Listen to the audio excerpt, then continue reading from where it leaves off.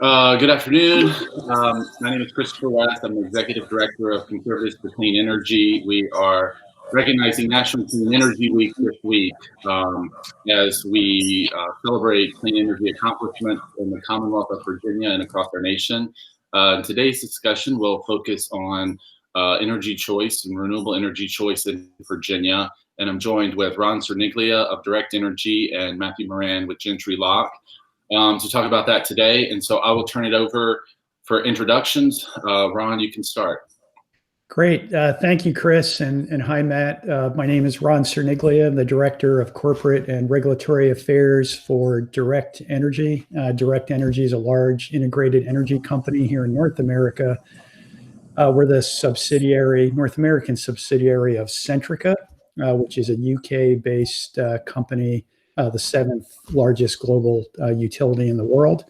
I lead our regulatory, legislative, and outside counsel teams when it comes to emerging markets, such as Virginia. And also recently asked to head up our Canadian business. We have a regulated and competitive electricity and gas business in Canada with about 1 million customers. Before that, I was with a former regulator at the New York State Public Service Commission. And prior to that, I was with Carolina Power and Light Company, which is now Duke Energy here in Raleigh, North Carolina. Great. Thanks, Matt. Yeah, Ron, it's good to be with you. And Chris, thanks for having me. Matt Moran, as Chris said, I'm the Director of Government Affairs at Gentry Locke, where I have the privilege of working on public policy for a variety of clients in the energy space. Prior to moving to the private sector, I spent almost a decade in service in the Virginia General Assembly as a senior advisor to the previous two House speakers, both as chief of staff and in a policy role. Now, as I mentioned, I have the opportunity to help our clients on a variety of issues related to energy and in the public policy space. This session was very exciting for those of us that are involved in that space.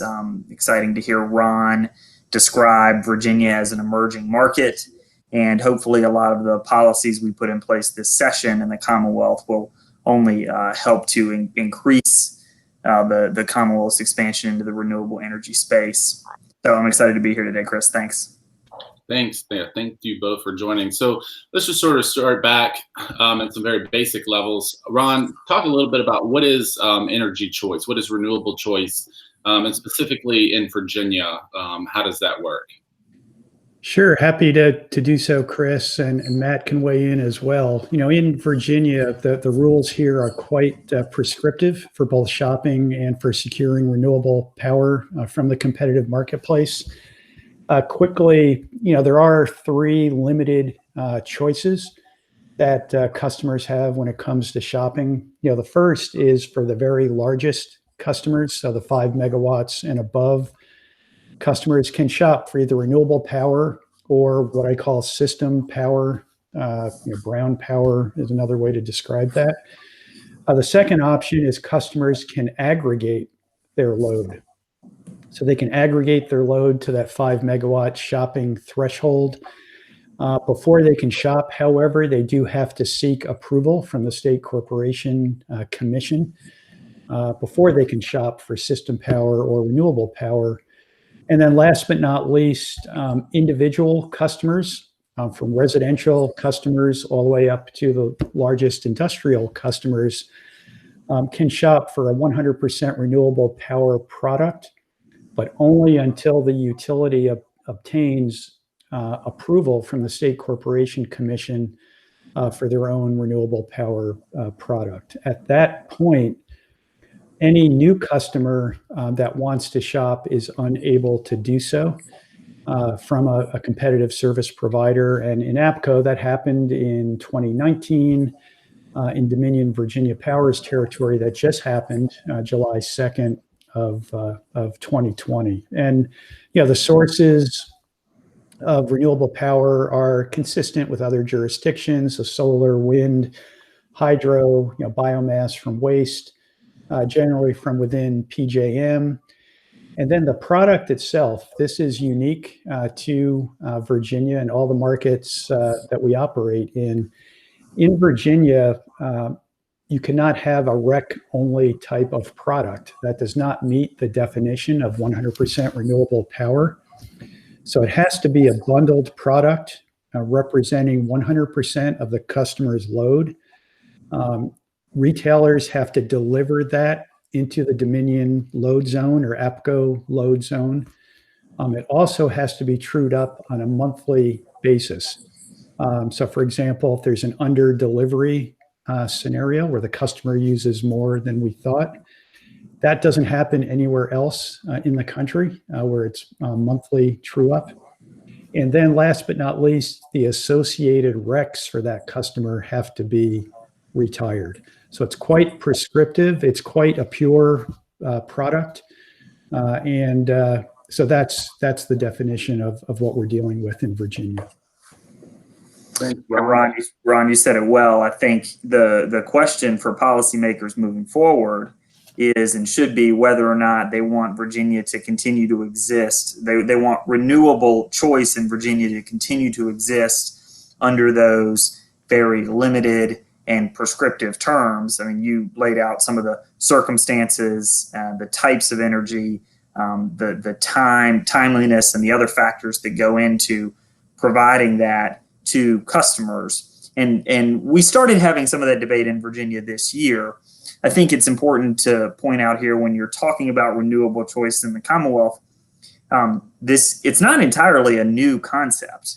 In fact, going all the way back to re-regulation and how Virginia sort of reestablished the regulatory framework for its electric utilities back in 2007, these concepts that Ron is talking about were written into the law. And so, if you think about how much the world has changed over the last 13 or 14 years, even more than a decade ago, policymakers were starting to contemplate this idea or this concept that there might be the need to provide customers with some choice, especially when it comes to renewables. So the idea of renewable choice, just the very simple concept that a customer should be able to access renewable energy to power their home or business, up to 100% renewable energy to power their home or business. And they should be able to do it in a competitive marketplace. That's fairly simple. Unfortunately, for those who believe in this concept, Virginia to date has made that very restrictive and very, very prescriptive, the circumstances under which you can access that. And so as we think about this moving forward, I think it's just really important to say what is currently the definition of renewable choice in Virginia does not always have to be. And that's what policymakers ought to be thinking about. Yep. Thanks, Matt. As we look at renewable energy and those who want to use it and procure it, more than 43 Virginia companies are committed to powering their operations with 100% renewable energy. 21 of Virginia's 50 largest employers have set targets to procure more clean energy. So could someone, answer, why do businesses want renewable energy? What is driving this change in Virginia? I'm happy to start with that, Ron, and let you chime in. Mm-hmm. I think you hit on the real key point here, which is that we are witnessing a somewhat of a social and public movement and a desire to see better use of our energy resources, and that truthfully, our political discussion has turned that into a little bit of a dichotomy. But if you look at what people really believe at a fundamental level, there is broad agreement that we need to diversify our energy resources and that we need to make better use of our natural resources and in turn take advantage of what technology is affording us to do, the opportunity to do in the renewable space. And so why is it important? You can talk at length about climate change and the factors there and the motivating needs at a societal level for a cleaner, healthier energy system. Or you can talk, at a social level about what people are expecting. And we're seeing this discussion across a variety of policy areas where customers are expecting more of the businesses that where they shop or where they spend their resources, and they want to see companies, especially publicly traded ones and large ones, with a value set and a purpose that is reflective of what they believe in their life. And so that's why I say it's important. Our political discussion has sort of turned it into a dichotomy, and it's not that at all. There's a broad belief in better stewardship of our environmental resources. And so when companies go out and see that, they say, wow, this isn't just part of our customer base that wants us to be smarter and to use better energy. This is a broad part of our customer base, and that's why they have to do it. Yeah, just to add to that, I think that's spot on, Matt. And just to add to that, you mentioned the corporate responsibility goals, right? These corporations have these goals, and a lot of it is, from growing interest from, as you mentioned, customers, shareholders, activists, investor groups that are pushing or pulling, corporations to address the whole climate change, challenge. And, the demand is there. According to a recent analysis by REBA, the Renewable Energy Buyers Alliance, renewable demand from large energy buyers has grown from 9.5 or from 3 gigawatts in 2017 to 9.5 gigawatts last year alone. So that the demand is definitely there. Customers, I think, like having a choice between a competitive option and a utility option. With a competitive option, corporations get to choose, the flexibility of the renewable portfolio. Do they want more wind, more solar, et cetera? They get attractive, pricing and transparent pricing and terms.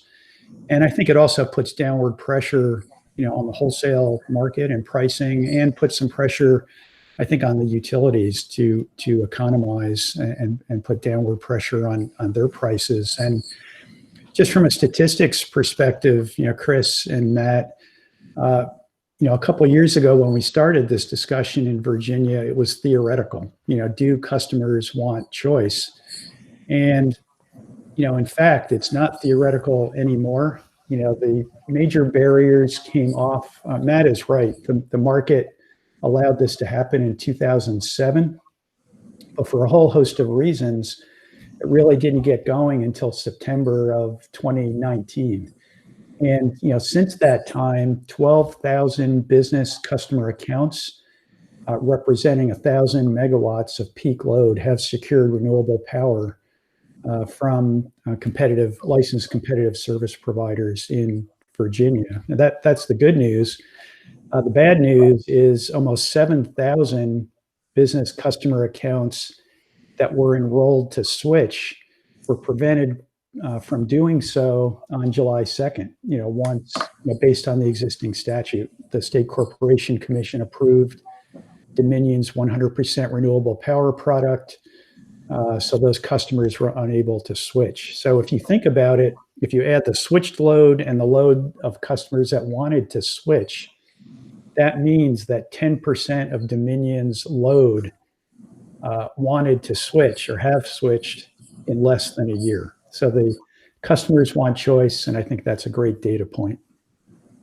Yeah, and I'll jump onto that, and this is why this is such an important part of this discussion is an underlying fundamental belief in the innovation and efficiency that can come from market forces.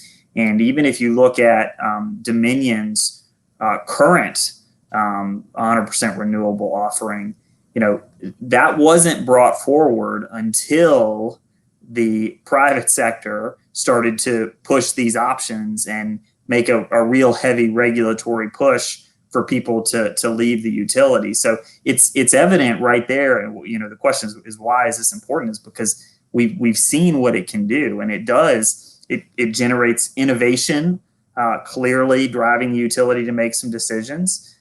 Probably not getting us all the way where we need to be, if I'm being honest. But then at the same time, it can create real downward pressure on the markets, like Ron said.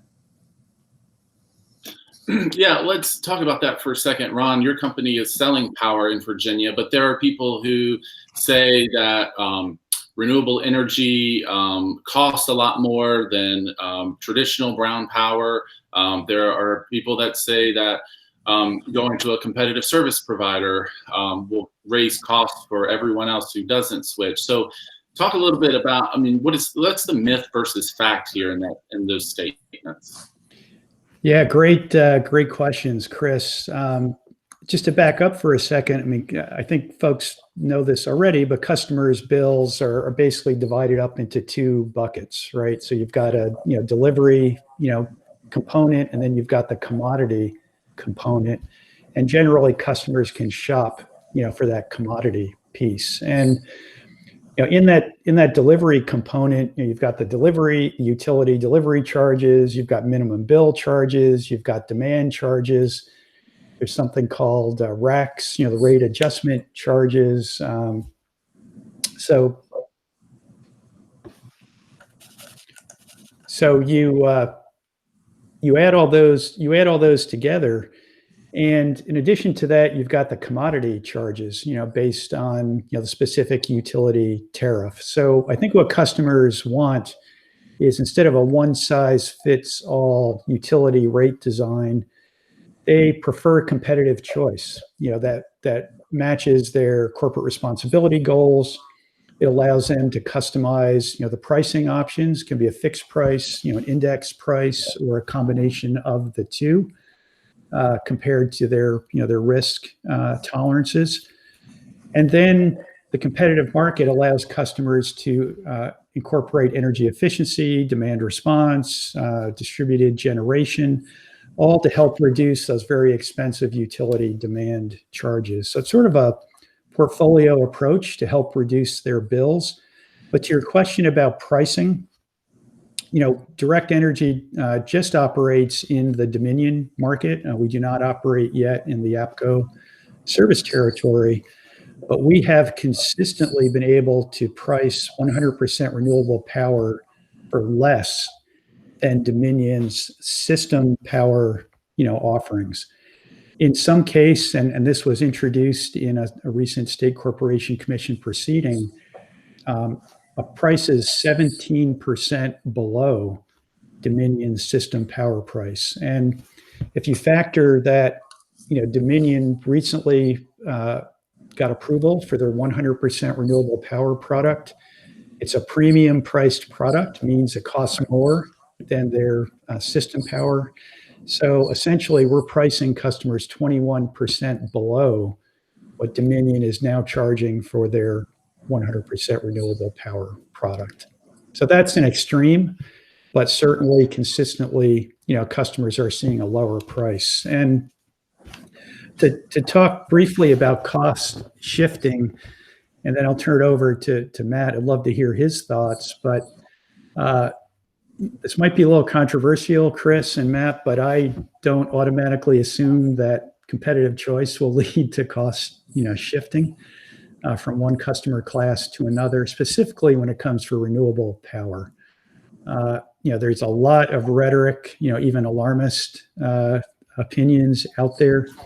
But I think, to be fair and objective, you have to look at, a utility's fully mitigated stranded generation, as well as other costs that they may have. That's one side of the equation. Then you have to offset that by all the societal benefits of renewable power, right? You've got lower costs, cleaner air. There's health benefits, reducing coastal erosion. There's economic development benefits accruing to Virginia. So I think there's a host of factors to play in it. We can talk about, the recent IRP filing by one utility that they want to run their coal plant, and the net present value over 10 years is a negative $472 million. So in other words, customers are paying almost $500 million more than they should be. So I think it's, based on the current construct, I think it's fair to say that, utilities, are over-earning, essentially overcharging Virginia customers. And it's probably, a fair time for the legislature and the State Corporation Commission to take a look at the books, of the utilities, do what we used to do when I was a commission, at the Utility Commission, have a fully embedded cost of service study, look at all the costs that the utility has in place, do an independent study, and make sure that Virginians are paying a fair price, for energy. Yeah, Ron, you certainly strike a chord when you bring up overcharges or over earnings, whatever the particular term of art is, and that's where a lot of advocates immediately go when the conversation about cost shifting comes up, and it does certainly lend itself to that when you have the situation we've been in Virginia over the last couple of years, where there arguably has not been the transparency into sort of the rate proceedings and the base rates that we were historically accustomed to. So I think that's a very valid point, and one we've seen throughout the conversation over the last couple months. On the issue of costs and cost shifting, well, let me stay on cost shifting, and then I'm gonna come back to costs, because I agree with what you said at the very beginning, which is I'm not sure that anyone should accept the fundamental premise that cost shifting is going to occur. And because you said something else that's important here, Ron, is you've got two buckets, right? You have distribution and transmission, and then you have generation. And when we talk about competitive service providers and retail choice or renewable choice in energy, we're talking about in the generation bucket. And in most cases, these customers are going to continue to be customers of a utility's transmission and distribution. And in theory, that's where the fixed costs largely remain. So that's one element. The second, I'm going to go back to something I pointed out earlier. This is my second point, which is that choice was contemplated when policymakers wrote the current regulatory construct. So in theory, choice should already be priced in to whatever model that exists. And then if you get beyond all of that, people who work at utility companies and the people that work at the State Corporation Commission are extremely smart. And if we could quantify cost shifting in some way, it is something that almost certainly could be addressed through rate design. So even if you accept their premise and you get all the way to the end result, it could still be addressed if someone really wanted to address it. So there's a couple of key points there on cost shifting that are important. On cost itself, Ron really highlighted the important point for those who are advocating for renewable choice, which is that you've got to look at the societal benefits, or sometimes it's often framed as the inverse, is you have to look at the cost of doing nothing, right, and the cost of continuing on the current path. And certainly when you compare the cost of continuing on our current sort of brown energy approach versus moving to renewables, it's very easy to quantify which is more affordable over the long run. As a customer of Dominion Energy, I went and looked this morning at their 100% renewable offering. And you're right, Ron, it's priced as a premium. It is not in lieu of other generation costs that you have. And for me, it would probably work out to something like $5 to $7 a month would be my premium for that. And then of course that adds up to, somewhere between $60 and $85 a year for that service. So that isn't even really a choice. That's just a premium is a good way to put it, an additional charge for making a commitment to using renewable energy. And I think the other important thing here before we wrap up this discussion on cost, Chris, is that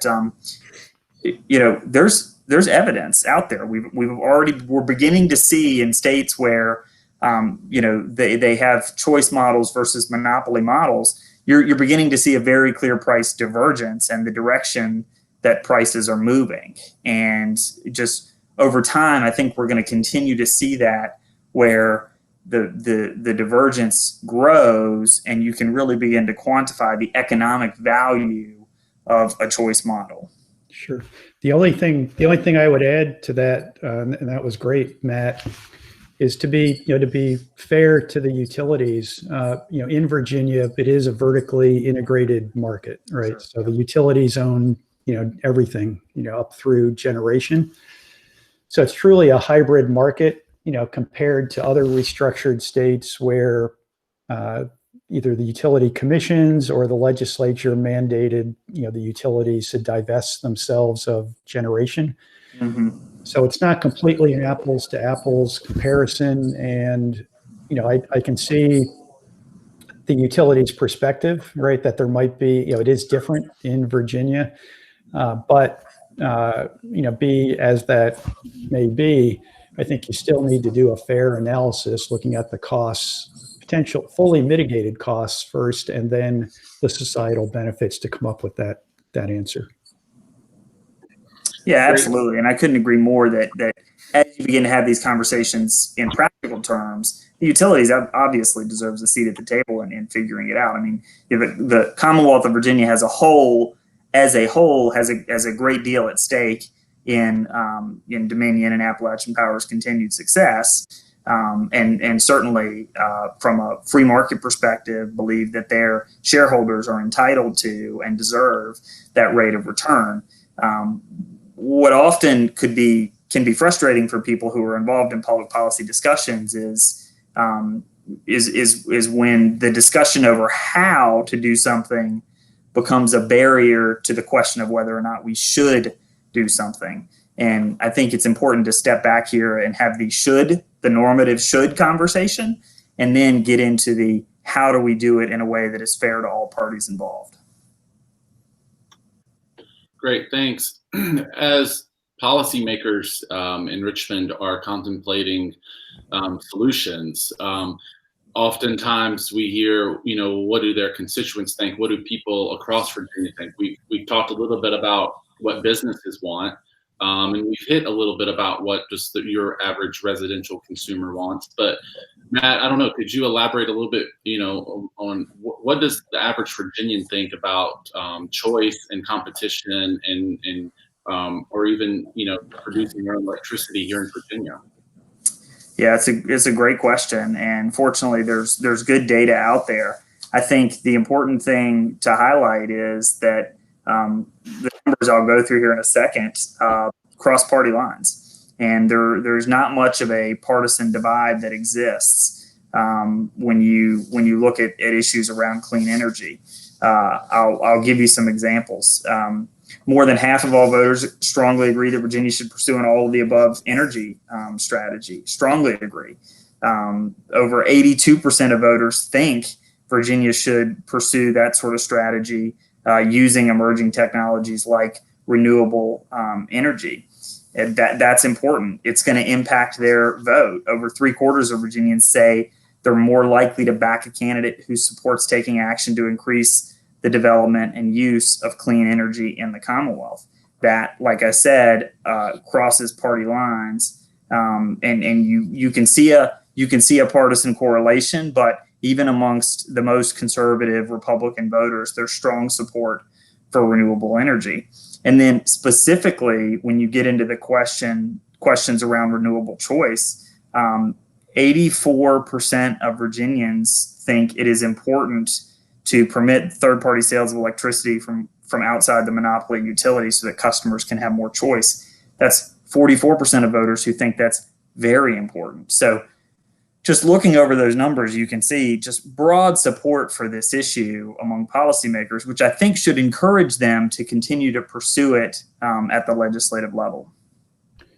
Yeah, the only thing I would add to that, Matt, is, anecdotally, when we started this effort at the legislature about 3 years ago to push renewable choice, we had a grand total of about 6 members of our coalition supporting this effort.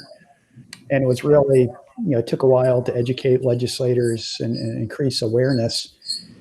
Today, that coalition has grown to over 40, environmental, business groups, renewable developers, energy company organizations, representing, tens of thousands of, of members. And that the diversity from, small businesses to big box stores, from, great groups like, Chris's, Conservatives for Clean Energy, all the way up to the Sierra Club. The diversity of support has just grown over the 3 years for competitive, choice, renewable choice. And to me, that's an additional data point in regards to the interest in this subject. Great. So Virginia re-regulated and created choice back in the 2000s, and then 3 years ago we started seeing bills pop up to really crack open the choice market. We had the APCO bill that lets a little bit in the APCO territory. This year, this session, we saw the pilot program that Delegate Moran carried. So how can we continue to advance choice in Virginia? What are policy options? What are regulatory options that we can continue to grow this renewable market here in the Commonwealth? Ron, I'll start and turn it over to you. I think, Chris, it's important when you think about the legislative track we're on and where Virginia was this year, it's important to recognize this sort of tectonic shift that happened in 2019. And as Virginia, the priorities of Virginia policymakers have changed as the policymakers themselves have changed. Virginia's just in a very, very different position. And so the prospects for this issue clearly seem brighter than before, which is probably, a little bit unfortunate that that's where our political dialogue is at, because I do think, this is an issue that deserves broad bipartisan appeal. And when you look at the legislation that was championed this year, whether it was the Virginia Clean Economy Act or legislation around the use of solar and within homeowners associations, you can just see more of an appetite among the General Assembly to tackle these issues. I think moving forward, what we have to do is what policymakers should do is figure out how to broaden the pool of who benefits from renewable choice. So Virginia's renewable choice programs right now, very prescriptive, very limited. Certainly aware of the legislation that was passed this year that Delegate Moran carried that is going to allow a certain number of larger customers to begin pursuing renewable choice after they were sort of stymied through the regulatory process. Delegate Bourne's bill was passed, but does require reenactment next year, which would certainly free that up more for your everyday rank and file retail customers. And I think really that's the next step, is to figure out how to broaden the pool of who benefits or who has access to renewable choice. Yeah, I think that's right, Matt. I mean, this was really an exciting legislative session, for both renewable, issues as well as competitive choice. Very positive momentum. You mentioned the Bourne bill, the right to shop for 100% renewable power. That will be teed up, again, likely, this upcoming year to get that passed and put into the statute. The Mullen-Pike bill, aggregation pilot and study bill, where the SEC will also be doing a study on the benefits of aggregation. So that will give, I think, some important information to policymakers on a going forward basis. And the VCEA, the Virginia Clean Economy Act, certainly, historic legislation, a whole host of ranges. In regards to policy options for the future, certainly hope that legislators and stakeholders sort of focus on the consumer and consumer behavior and what, the forces that are behind those. And I like to sort of categorize those as like 4 mega trends that I see coming that I think Virginia hopefully will focus on. I like to call them the 4 Ds of energy. And, first is digitalization. And, we're moving away from that analog world, right, to a more digital one, both from the utility meter and beyond. And it helps us control the grid better. But I think more importantly, it gives customers the ability to have a deep understanding, of their customer usage. So what should be focused on, I think, in the area of digitalization is really a robust rollout of smart meters, smart meter deployment, and then also the unfettered access to data. That's always the big challenge. You have all this data, but can customers actually access it? The second mega trend I think that's important is, I call it distributed energy.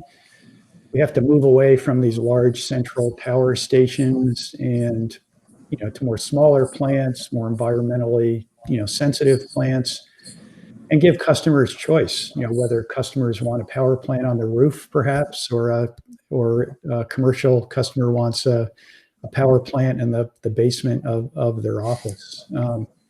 Third is decarbonization. Customers, whether it's the commercial customers we talked about early on in this discussion, or even residential customers, they want to reduce their carbon footprint. So we really have to provide businesses and residential customers those options, whether it comes from the utility or the competitive market, to help them make that right choice. Because I think trusting in them will result in the right choices being made. And finally, the fourth D, from my perspective, that policymakers should follow is design. We should not be designing an energy world, by a few people, for the many. It should be the opposite. It really should be every customer should be able to design their energy future to meet their own specific needs and wants and desires. And so I think if Virginia addresses those 4Ds in this upcoming legislative session, I think we're not only allowing customers to make their best choice, but I think it's going to help Virginia certainly help their economic future as well. It's well said, Ron. Great. Well, just want to wrap up. I appreciate both of you joining us today to have this conversation about energy choice, renewable energy, and really the future of energy policy and utility regulation in the Commonwealth. There's been a lot of movement, and obviously from our conversation today, we can see that there will be continued movement and progress on this issue. And so we appreciate you joining, and I just want to give it back to each of you if you have any closing remarks before we end this. Matt? No, I appreciate you having us, Chris. It's been a pleasure. I think this is an incredibly exciting policy area. I think there is tons of room for movement in the years ahead, and I think in a lot of cases, the work just starts right now. The technology is going to continue to evolve. The economic equation is going to continue to evolve, and policymakers are only going to continue to become more educated. And if this is something folks care about, I think they really need to be on the ball, because the changes are going to come quick, and they're going to come at a scale that you're probably not anticipating. Yeah, I would just echo that, and thank you again, Chris, for the opportunity to present with Matt. It's been a great discussion this afternoon. Certainly it's exciting times in Virginia. The legislature and governor, made some significant policy determinations this past legislative session. Certainly decarbonization is something that's only going to accelerate, into the future. Certainly competitive choice, customers want it, as we've talked about. So I think that discussion, the positive momentum that we reached this past year, is going to continue into next year. I think we can find a happy spot, a balancing spot for the utilities. So it is a win-win-win, win for the environment, a win for utilities, and a win for consumers on a going forward basis. And I look forward to working with everyone going into the 2021 legislative session. Great. Thank you all for joining us, and hope you have a great afternoon. Thanks, Ron. Thank you, Matt.